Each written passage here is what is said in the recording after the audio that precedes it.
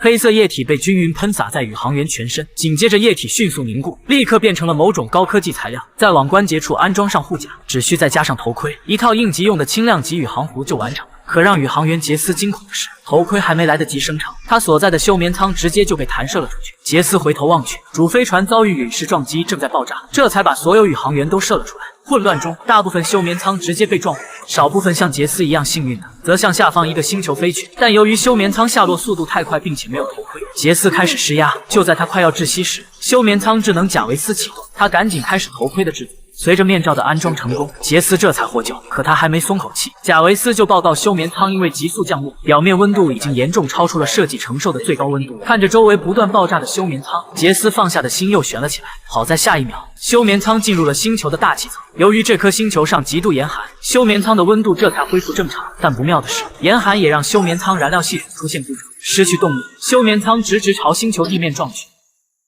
万幸的是，休眠舱足够坚硬，杰斯没有受伤。醒过来的他立刻打开通讯联系其他幸存者，却没有得到任何回应。这时，贾维斯探测到休眠舱地下有条裂缝，要杰斯赶紧离开。可就在杰斯刚爬出休眠舱时，休眠舱下方的土层突然松动，飞船直接侧翻，杰斯也因此跌落回休眠舱。更糟糕的是，跌落时宇航服被飞船边缘割破，里面的氧气开始迅速外泄。在脚下这个以二氧化碳为主的陌生星球里，氧气无疑是生命之源。杰斯被吓得赶紧用液体胶将宇航服封住。可尽管如此，宇航服也只剩下了40%的氧气。杰斯爬出休眠舱，他开始祈祷主飞船已经从陨石撞击中缓过来，好有人能来接自己。可下一秒，一道火光从天而降，正是主飞船。杰斯难以置信地看着这一幕，才燃起的生存希望也随着主飞船坠落在远方彻底磨灭。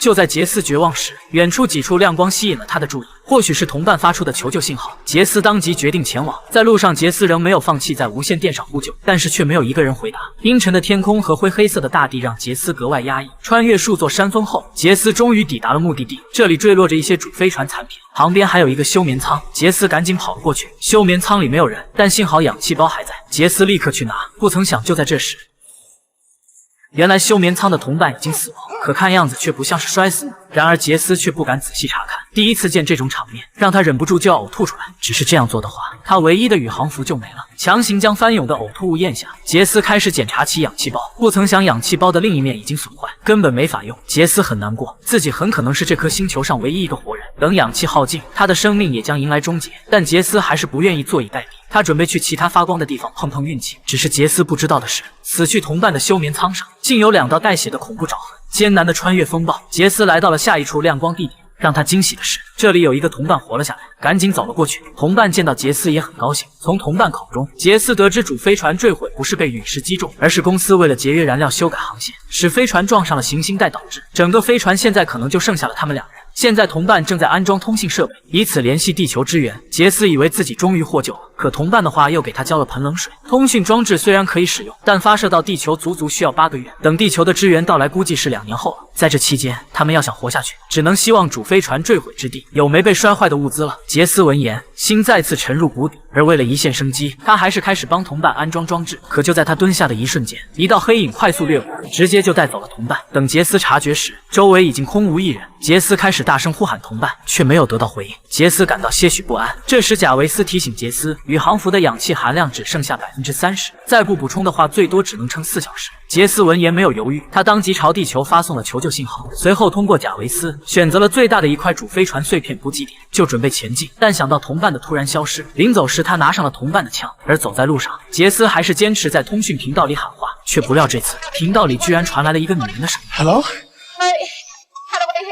女人金姐自称是飞船管理人员，才从昏迷中醒过来。她现在被一块巨石压住，无法脱身，希望杰斯能去帮她。可金姐所在的位置和自己要去的补给点方向相差太多。杰斯面露难色，他将自己氧气不多的情况告诉了金姐，没想到金姐却说她那里有充足的氧气，可以给杰斯使用。杰斯这次没有再犹豫，直接踏上了寻找金姐的旅途。杰斯一直走到了晚上，担心杰斯害怕，金姐开始说自己是飞船的管理人员，能通过宇航服里的追踪器定位每个宇航员的位置。她发现这些追踪器的位置都在移动，但当自己给其他宇航员发送信息时，却没有一个人回应。杰斯觉得可能是他们的语音频道损坏了，等他补充了氧气救下金姐，就一起去寻找其他宇航员。可杰斯还没说完，地上突然出现的一些圆形脚印引起了杰斯注意，而这些脚印的尽头竟是一个布满类似蛛网的洞穴。杰斯察觉到了危险，立刻加快步伐离开。可刚走2步，杰斯就听见黑暗中传来了一阵低吼声。杰斯赶紧熄灭宇航服的灯光，蹲了下来。金姐这时也发现，追踪器显示许多宇航员正朝杰斯方向赶去，但杰斯的视线里根本没有一个宇航员身影。赶紧让贾维斯链接上这些宇航员身上的追踪器。不曾想，这些追踪器就在杰斯前方不远处。杰斯慌了，赶紧拿起手中的枪，随后往天空中扔出了一枚信号弹。而借助信号弹的光亮，杰斯终于看见追踪器所在的地方。竟是一只恐怖的外星怪物。原来所有宇航员都被这些怪物吞进了肚子，